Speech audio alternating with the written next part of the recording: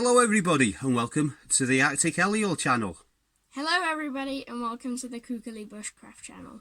Okay, so Eliel, what are we doing today?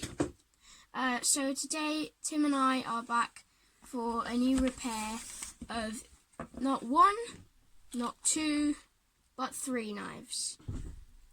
And so this knife is from my grandpa. It is his old knife, and he says he will never use knives again for some reason. So he said I could take it and fix it. So now we have this knife, and then we have these two knives here.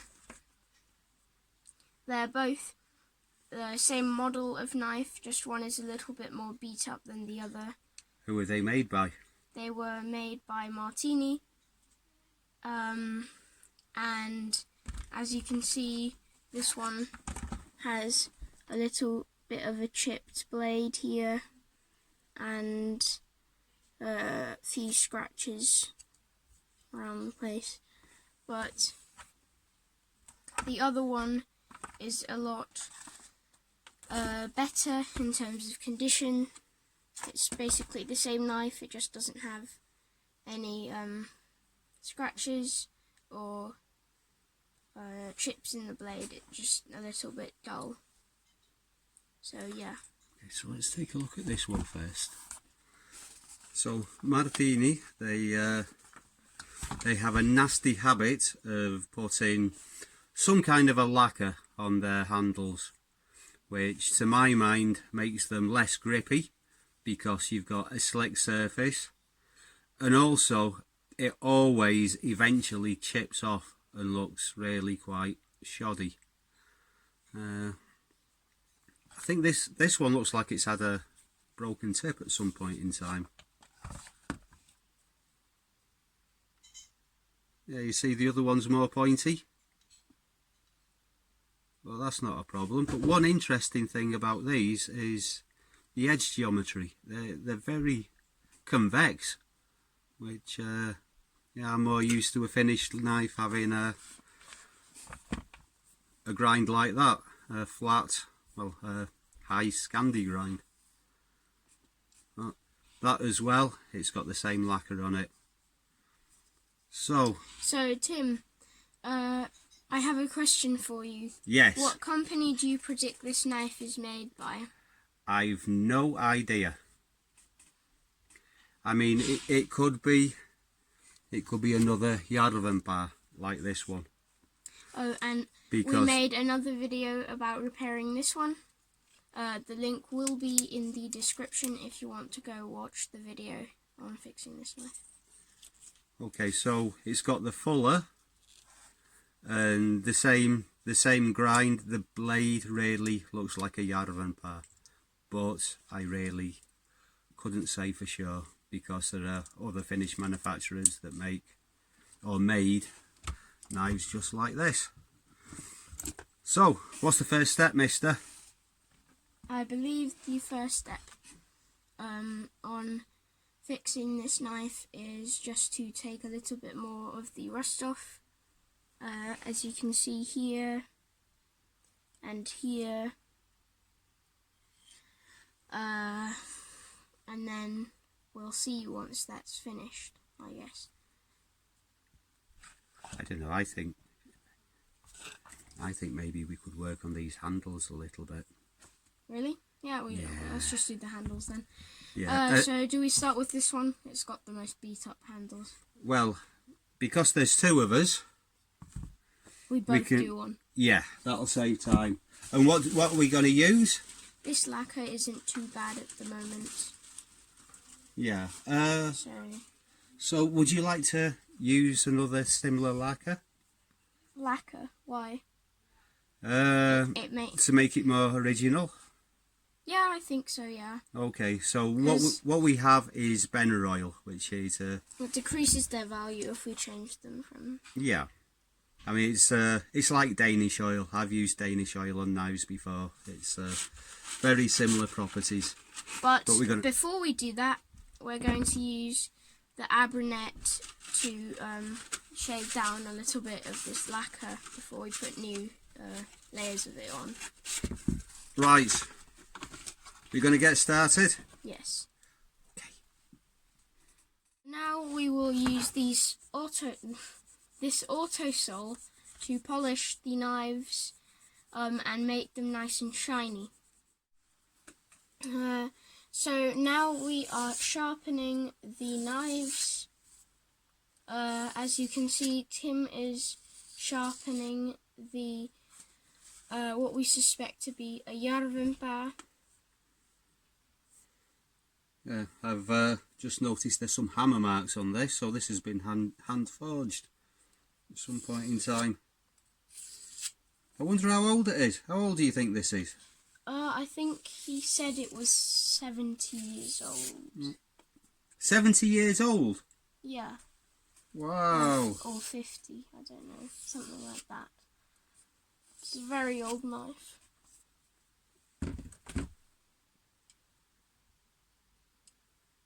Okay, let's get in there. Let's get in there. So these have got quite a high grind. This one has. So I'm putting a slight secondary bevel on the edge. So now we know it's not a järvenpää. We don't know that, but I think that it's most likely not a järvenpää because it's hand forged. Well, as if it's that old. Would it be? Did järvenpää exist back then? Yeah, they're over, I think, what, 120 years old, that company, I think. Well, so yeah, I think they started in, järvenpää. I think they started in the end of the 19th century. Very long time ago. Oh yeah, seriously old knife then. Wow. So what are we going to do about the bottom? Because I don't like this. Look, as you can see, it's... Yeah, well, I think we're going to have to do a bit more sanding to start with. But I thought we'd finished sanding. But I hadn't seen the bottom of that. But let's have a quick look.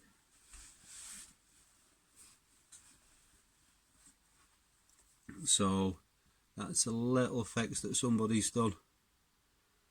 So it's had some kind of an end cap on there. It's fallen off, and they've peened the end over with a washer, with two washers, a small washer and then a larger one.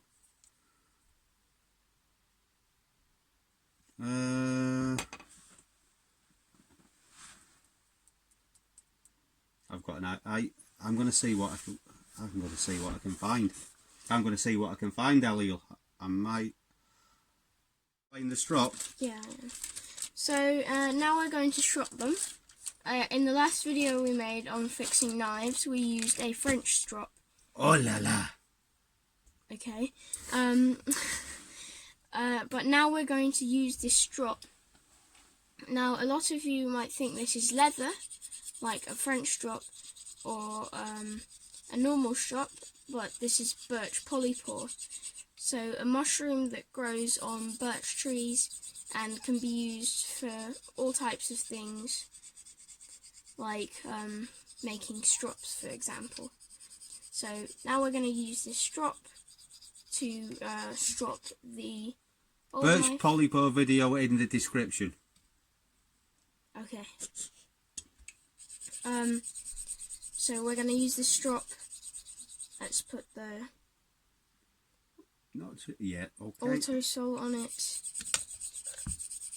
Let's close the cap for the Autosol. I wish we could teach our guides to do that.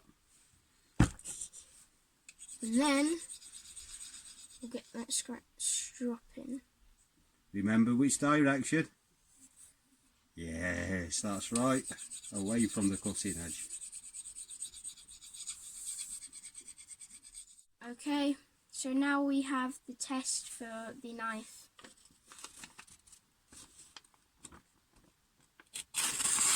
Whoa!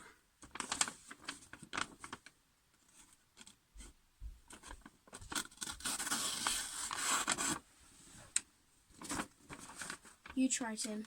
Hold on after. I want... Now you try. Okay.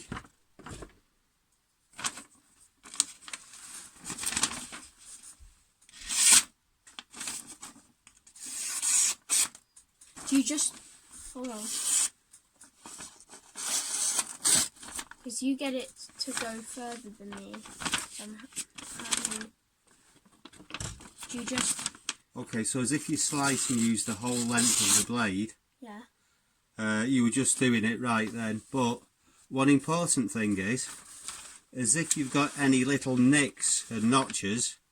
Do we have any? Well, very often you can't see them very well, but when you do that,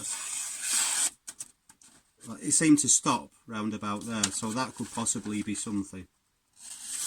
So I'll try again.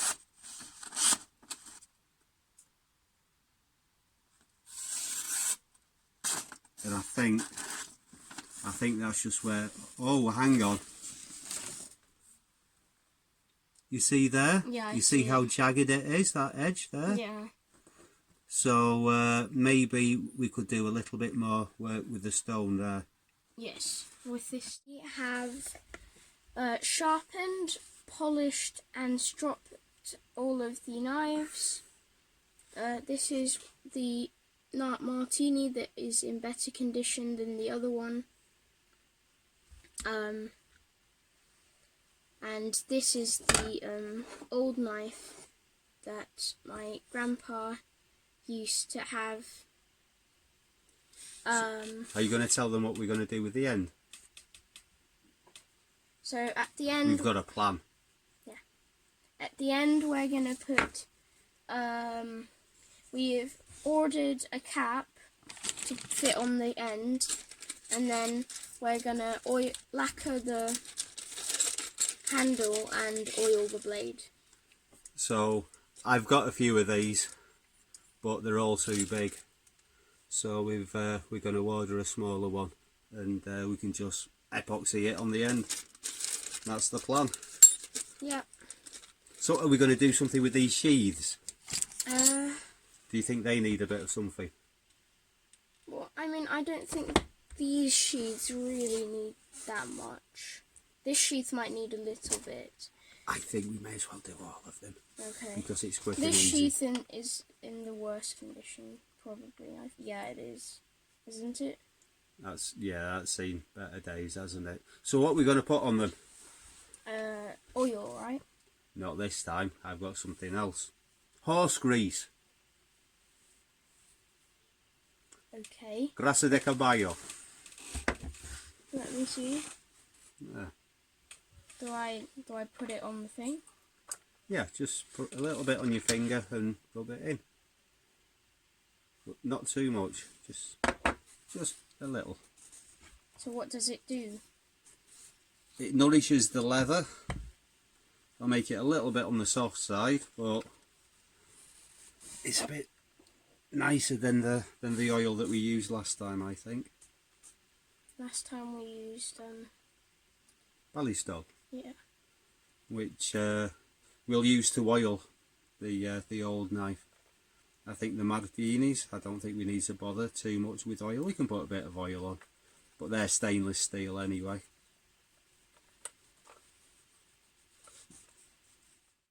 Okay, so Grasa de caballo, it's really nice for softening up and restoring, nourishing old leather. And Autosol, absolutely great stuff. It's just a metal polish. It works as a stropping compound, great for cleaning off surface rust, things like that. And Abranet, once you've tried this, you really won't want to go back to sandpaper. It is quite expensive, but it's worth it. What else have we got? Ballystol. Wait, do you want to pass me that bottle?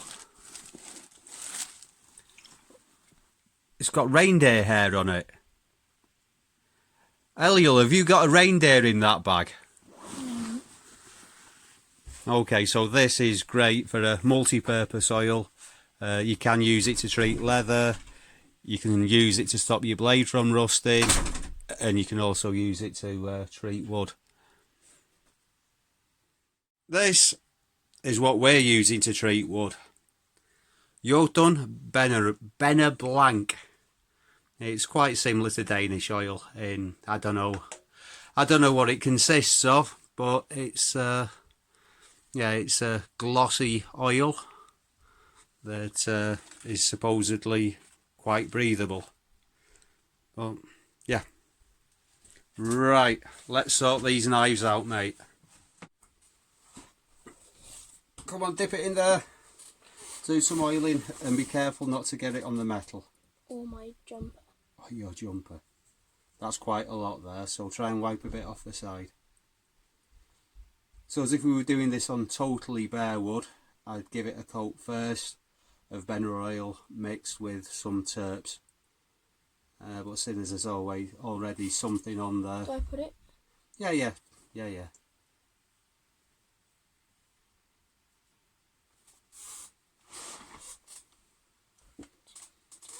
Yeah, so if you put a thinner coat on first, then it just absorbs deeper into the wood.